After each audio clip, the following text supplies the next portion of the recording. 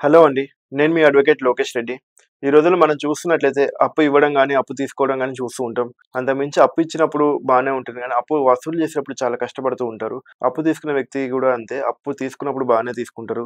అప్పు ఇవ్వాలి, అప్పు రీపే చేయాలంటే చాలా కష్టపడుతూ ఉంటారు. అయితే ముఖ్యంగా అప్పు ఇచ్చిన వాళ్ళు తము ఇచ్చిన అప్పును మళ్ళీ రాబట్టుకునే క్రమంలో లీగల్‌గా చూస్తే మనం రికవరీ సూట్ అని వేస్తూ ఉంటారు.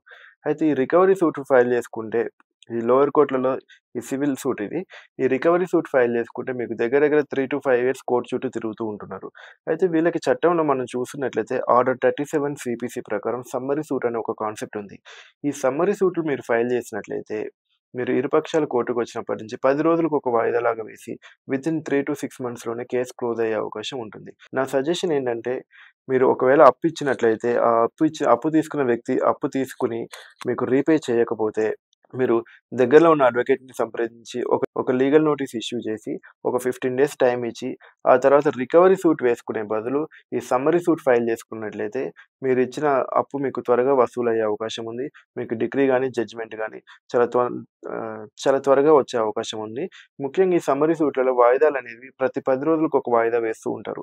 ఒకవేళ సమ్మన్స్ తీసుకున్న ఒక 10 డేస్‌లో గనుక అతను కోర్ట్‌కి రాకపోతే ఎక్స్ పార్టీ అయిపోయి, మీకు ఎక్స్ పార్టీ ఆర్డర్ వచ్చే అవకాశం ఉంది.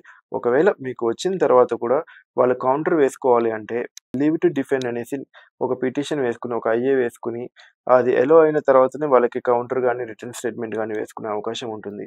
సో, ఈ సమ్మరీ సూట్‌లనేది అప్పు ఇచ్చిన పర్సన్స్‌కి ఫేవర్‌గా ఉండే ప్రొవిజన్. ఒకసారి మీరు ఆర్డర్ 37 చూసుకొని, ఆర్డర్ 37 ప్రకారం సమ్మరీ సూట్స్ ఫైల్ చేసుకోవడం చాలా మంచిది. ఈ రికవరీ సూట్‌ల కన్నా ఈ సమ్మరీ సూట్‌లనేది చాలా వేగంగా మనం ట్రయల్ జరుగుతుంది. చాలా త్వరగా మీకు ఆర్డర్ కాపీలొస్తాయి. ఒకసారి మీకు ఈ డిగ్రీ వచ్చిన తర్వాత నెక్స్ట్ మీరు మళ్ళీ వసూలు చేసుకోవడానికి రెగ్యులర్ సూట్‌కి వేసుకున్నట్లుగానే ఈపీ వేసుకోవాల్సి ఉంటుంది.